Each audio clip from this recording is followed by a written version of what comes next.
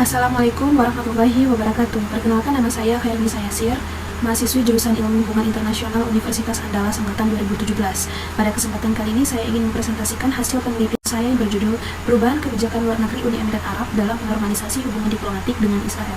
Baiklah, kita masuk ke bagian pertama, yaitu bab 1, pendahuluan. Yang pertama itu latar belakang. Pada 15 September 2020, Uni Emirat Arab dan Israel resmi menandatangani kesepakatan normalisasi hubungan diplomatik mereka melalui perjanjian Abraham atau Abraham Accord yang ditengahi langsung oleh mantan Presiden Amerika Serikat, yaitu Donald Trump. Hal tersebut menandakan akan adanya hubungan diplomatik resmi antara Uni Emirat Arab dan Israel. Sebelumnya, Uni Emirat Arab dan Israel tidak pernah memiliki hubungan diplomatik resmi karena status UEA sebagai anggota Liga Arab yang memiliki kebijakan luar negeri untuk memboikot Israel dari semua kerjasama dan hubungan diplomatik. Selain itu, Uni Emirat Arab juga merupakan anggota Organisasi Kerjasama Islam atau OKI yang juga berupaya untuk memperjuangkan kemerdekaan Palestina. Hal tersebut menjadi anomali mengingat Uni Emirat Arab dan Israel hubungannya sudah membeku sejak dulu, namun mulai menunjukkan peningkatan pada tahun 2010 dan melakukan kerjasama terhadap oposisi mereka, yaitu Iran. Bahkan pada tahun 2015, Israel membuka misi diplomatik resmi di Abu Dhabi yang dinamakan dengan IRNA atau International Renewable Energy Agency. Pertanyaan penelitian yang ingin dijawab dalam penelitian ini adalah faktor-faktor apa yang menyebabkan perubahan kebijakan luar negeri Uni Emirat Arab sehingga menormalisasi hubungan diplomatik dengan Israel. Tujuan penelitiannya adalah menganalisis perubahan kebijakan luar negeri Uni Emirat Arab dalam melakukan normalisasi hubungan diplomatik dengan Israel. Pada penelitian ini, penulis menggunakan konsep Foreign Policy Change dari Charles F. Herman, di mana ada 4 faktor atau agen yang menyebabkan perubahan kebijakan luar negeri. Yang pertama yaitu leader driven, merupakan perubahan kebijakan luar negeri yang disebabkan oleh adanya visi misi dari pemimpin suatu negara yang kemudian diterapkan dalam kebijakan luar negerinya, karena hal tersebut dianggap perlu untuk mengubah kebijakan luar negeri yang sebelumnya sudah dianggap tidak relevan lagi dengan keadaan sekarang. Nah, dalam leader driven ini ada 3 faktor yang dapat menyebabkan perubahan kebijakan luar negeri ini. Yang pertama yaitu conviction atau keyakinan, yang kedua yaitu energi, dan yang ketiga yaitu power atau kemampuan seorang pemimpin. Yang kedua yaitu domestic restructuring, merupakan kelompok masyarakat yang melek terhadap suatu isu, baik isu domestik maupun internasional. Mereka dapat dijadikan pertimbangan bagi pemerintah dalam merumuskan sebuah kebijakan sesuai dengan input yang masuk kepada pemerintah. Bureaucratic advocacy merupakan entitas yang berada di lingkaran pemerintahan yang terlibat memberikan opsi atau pandangan terhadap suatu kebijakan. Dan yang terakhir yaitu external shock, yaitu peristiwa atau fenomena yang berasal dari luar negara yang menjadi pertimbangan bagi pemerintah dalam merumuskan sebuah kebijakan. Metode penelitian yang digunakan adalah metode kualitatif dengan jenis penelitian eksplanatif. Batasan penelitian dari tahun 2015 hingga tahun 2020. Unit dan level analisis. Unit analisisnya adalah normalisasi hubungan diplomatik UEA dan Israel. Unit eksplanasinya yaitu perubahan kebijakan luar negeri Uni Emirat Arab yang menyebabkan Uni Emirat Arab ini menormalisasi hubungan diplomatik dengan Israel. Teknik analisis datanya adalah kualitatif dengan menggunakan data sekunder. Kemudian kita masuk ke bab kedua, yaitu dinamika hubungan Uni Emirat Arab dengan Israel. Dan pertama-tama kita akan membahas hubungan Uni Emirat Arab dengan Israel pasca kemerdekaan Uni Emirat Arab. Uni Emirat Arab tidak pernah mengambil bagian dalam perang melawan Israel, namun kebijakan dan sikap Uni Emirat Arab menunjukkan ketidaksepahaman serta perlawanan terhadap Israel. Akhirnya, hubungan diplomatik antara Israel dan negara-negara GCC ini mulai terjalin setelah adanya konferensi Madrid pada tahun 1951 mengenai perdamaian Arab-Israel. Di samping itu, hubungan antara Israel dengan Uni Emirat Arab pun membaik sejak setelah wafatnya Sheikh Zayed pada November 2004 dan adanya pertumbuhan perdagangan dengan Dubai secara spesifik. Kemudian kita masuk ke subbab yang kedua, yaitu hubungan Uni Emirat Arab dengan Israel terkait isu Palestina. Di mana pada bab ini penulis menjelaskan bahwa selama bertahun-tahun Uni Emirat Arab telah menunjukkan solidaritas sebagai negara Arab dengan memberikan aspirasi terhadap Palestina, di mana Palestina dan Uni Emirat Arab merupakan negara anggota Liga Arab dan forum regional lain. Selain itu, Uni Emirat Arab juga menegaskan posisinya terhadap hubungannya dalam konflik Israel-Palestina, bahwa posisi negaranya terhadap Palestina masih konsisten dengan solusi kedua negara. Selanjutnya yaitu keanggotaan Uni Emirat Arab dalam Liga Arab dan keterkaitannya terhadap isu Palestina. Uni Emirat Arab bergabung dalam Liga Arab pada 12 Juni 1971, sekitar 6 bulan sebelum kemerdekaan Uni Emirat Arab itu sendiri. Pada tahun 1948 diikuti dengan kemerdekaan Israel, boikot pun ditetapkan kepada terhadap Israel. Boikot yang diberlakukan oleh Liga Arab ini terbagi menjadi 3 tingkatan, yaitu boikot primer, yaitu melarang warga negara anggota Liga Arab untuk membeli, menjual, atau menandatangani kontrak bisnis dengan pemerintah Israel maupun warga negara Israel. Boikot kedua atau sekunder merupakan bentuk perluasan dari boikot primer, di mana Liga Arab melarang warga negara anggotanya untuk melakukan bisnis dengan entitas manapun di seluruh dunia yang memiliki hubungan dengan Israel. Kemudian boikot ketiga atau tersier, yaitu melarang anggota Liga Arab dan warga negaranya untuk berbisnis dengan perusahaan yang tidak masuk ke dalam daftar hitam tadi. Namun pada tahun 1994, negara anggota Dewan Kerjasama Teluk atau GCC ini, yaitu Bahrain, Kuwait, Oman, Qatar, Arab Saudi, dan Uni Emirat Arab, mengumumkan bahwa mereka hanya akan memperlakukan boikot utama atau boikot Penghapusan total file boykot merupakan langkah penting untuk perdamaian dan pengubahan ekonomi di wilayah tersebut. Dengan adanya inisiatif negara anggota GCC untuk hanya memberlakukan boykot utama atau primer ini, termasuk UEA, dengan ini membuka peluang bagi negara anggota GCC untuk melakukan hubungan dengan Israel terlepas dari adanya boykot sekunder dan tersier yang diberlakukan oleh Liga Arab.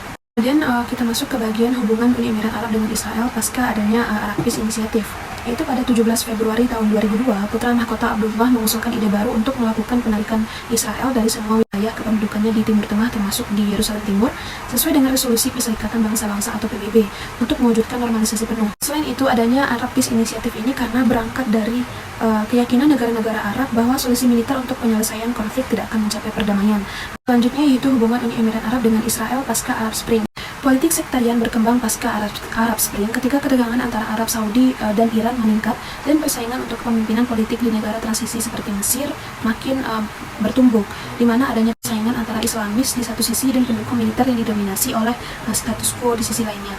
Mendakapi hal ini, militer Israel juga mengambil alih terhadap pemulihan hubungan yang signifikan dan pembentukan keamanan ini telah lama diinginkan dengan negara-negara GCC sejak tahun 2011.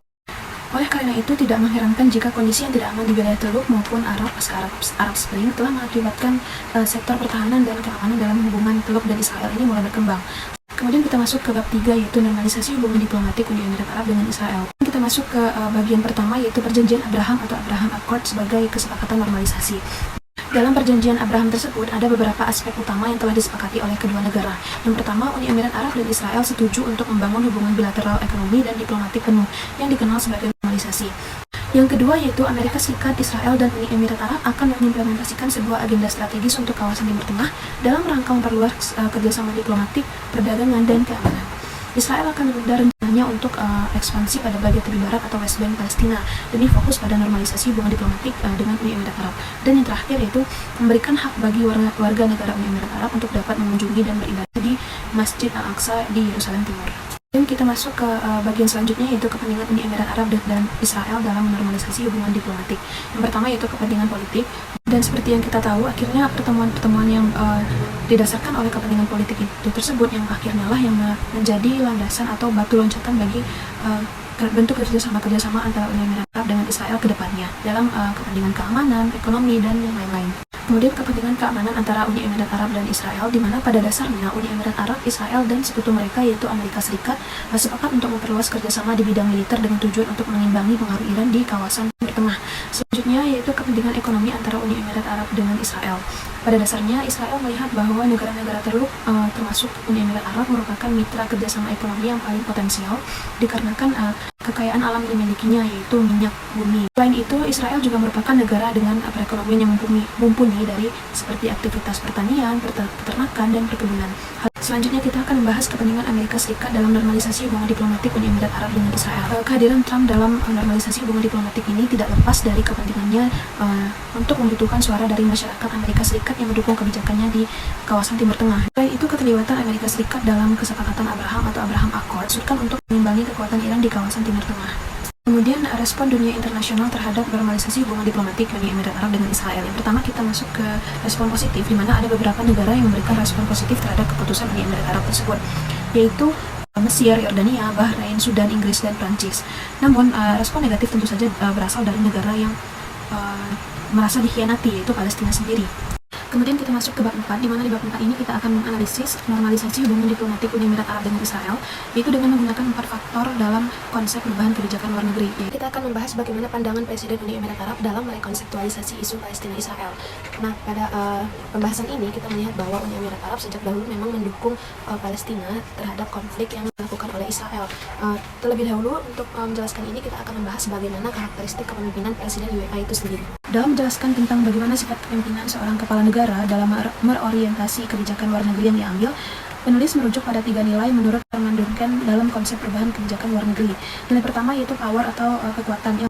Jadi dalam hal ini penulis melihat bahwa power yang dimiliki oleh Presiden Uni Emirat Arab didukung dengan adanya sistem monarki federal yang dimiliki oleh Uni Emirat Arab yang memiliki posisi yang kuat terhadap masyarakatnya, sehingga memudahkan aktor negaranya untuk menempatkan diri dalam menghilangkan ancaman terhadap Israel.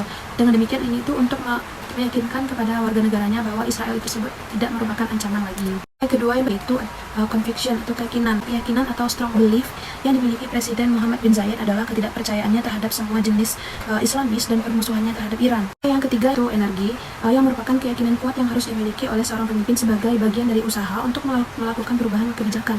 Penulis memahami hal tersebut dapat dipahami sejak mencuatnya konflik Israel-Palestina, di mana Uni Emirat Arab secara jelas telah menyatakan bahwa perlakuan Israel terhadap Palestina merupakan hal yang ditentang secara bersama oleh negara-negara Arab.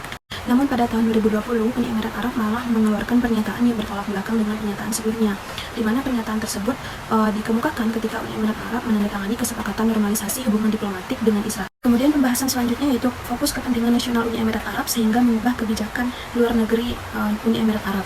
Sikap yang ditunjukkan oleh Uni Emirat Arab saat ini terhadap pembebasan Palestina sudah tidak menjadi prioritas lagi bagi Uni Emirat Arab. Isu ancaman baru yang muncul dari Iran mengakibatkan Uni Emirat Arab lebih mengedepankan keuntungan yang jelas nyata untuk mencapai kepentingan nasional dan melawan hegemoni Iran serta sekutunya di kawasan. Dan dari segi kepentingan ekonomi, sejak tahun 1979, Uni Emirat Arab mulai sadar untuk mengambil kebijakan ekonomi lain guna mengurangi ketergantungannya terhadap sektor minyak. Kemudian karena jatuhnya harga minyak pada tahun 1982, perekonomian Uni Emirat Arab mengalami defisit, sehingga pemerintah Uni Emirat Arab berupaya untuk melakukan diversifikasi ekonomi dengan perluasan terhadap aktivitas produksi di sektor non-minyak. Kemudian dukungan birokrasi Uni Emirat Arab dalam merealisasikan normalisasi hubungan diplomatik Uni Emirat Arab dengan Israel. Dukungan birokrasi Uni Emirat Arab juga dapat dipahami sebagai pemenuhan kepentingan Uni Emirat Arab sendiri dalam menjalin kerjasama di berbagai bidang, seperti dalam bidang keamanan, dukungan Menteri Luar Negeri Uni Emirat Arab terhadap Israel dalam kerjasama keamanan, karena UA melihat bahwa Israel dianggap mampu menjadi penengah dalam bertransaksi kegiatan impor senjata dari Amerika Serikat.